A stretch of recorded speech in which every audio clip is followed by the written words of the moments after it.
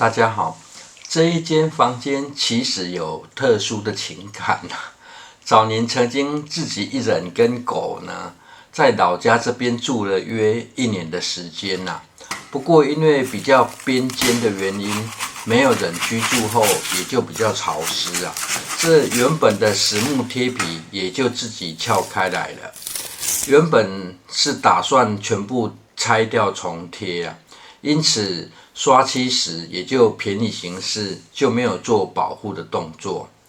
只是没想到要将这些原本的实木贴皮刨除呢，并没有想象中那么简单，因此也就将工作停摆。若不是因为今年年假假期比较久，大概也就继续进行搁置而最后的折中方案硬是将床板切成2部分，保留住还紧贴很紧的位置选择就直接再贴1层上去。而很懒得动手的原因，也是使用频率不高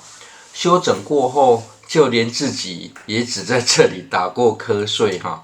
只有连续假期才会有人会回来度假，而这实木贴皮双人施作会更为理想。现在在边边的位置先进行补上白胶。老实说，这前半段的整个过程都是尝试对于能提供的意见也非常有限，只能尽可能呈现施作过程中会遇到的问题而在接缝处特别补上白胶，除了让高低落差可以减少一点，倒也很像是在做P图的动作而这购买来的实木贴皮，在背面上已经有上了1层胶，对于光滑的贴面可以贴得非常紧。在粘贴前有用砂纸做简易磨平的动作，另外再使用湿布、高密度的膜布进行擦拭粘贴的过程会感觉有点麻烦的是，又多涂了白胶。双人施作的话，应该是可以顺手许多至于这实木贴皮有不同的宽度，当初考虑的是接缝处少一点，可以比较轻松不过若是要单人施作，或许宽度拿捏可以重新再考量一下。另外，2片实木贴皮的接缝处，如果有修边刀会再轻松不少。不过专业的工具也是要用得顺手才有用个人只用美工刀做简单的修剪由于使用率不高，加上这要睡的时候还会再加上床垫东拼西凑 DIY 的话，过得去就好了。因为感觉这间房间离饭厅最远除非冷气房被占走，不然会使用上的顺位应该很后面。另外接缝处修剪完之后，再用砂纸进行磨平，因为这还得上护木漆一些小问题就让护木漆的功效帮忙解决掉。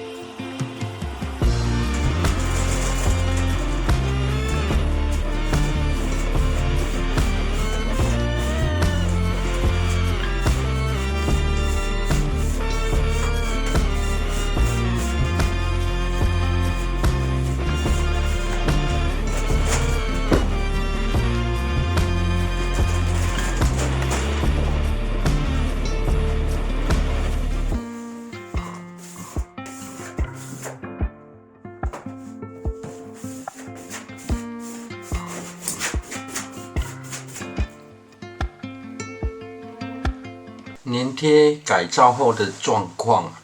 这还得上护木漆啊。至于上漆的方式，在去年就已经使用过，并应用到狗屋搭设上，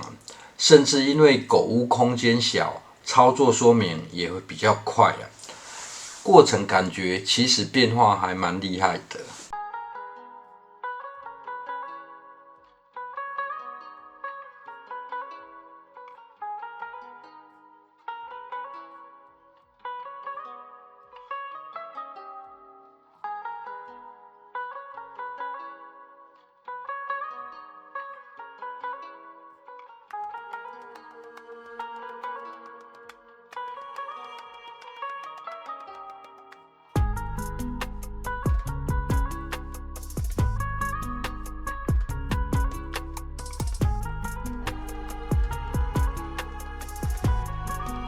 这是先只用砂纸刷过、清理过的房间。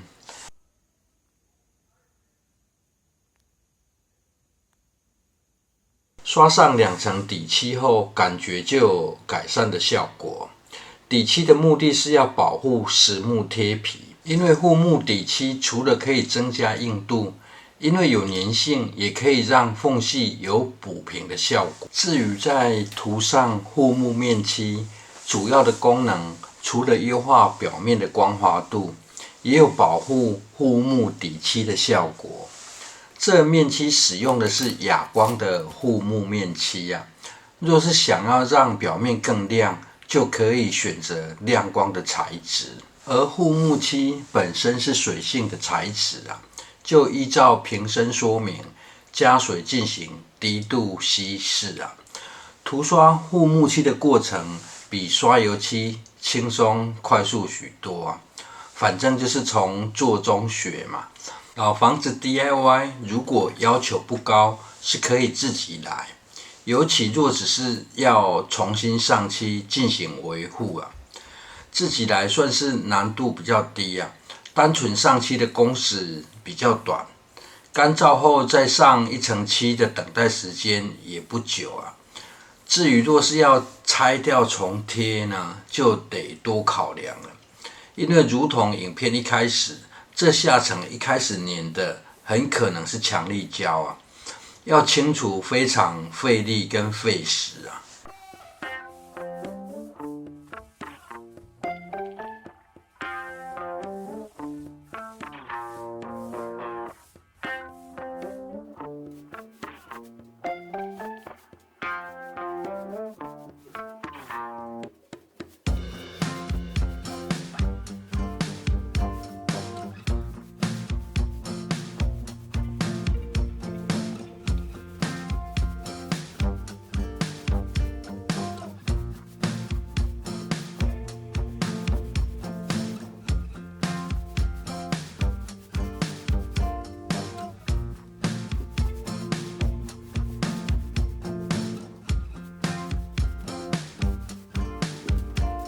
修复完毕后，就算是哑光的面漆，也是可以呈现光滑的效果啊。以上分享，谢谢收看。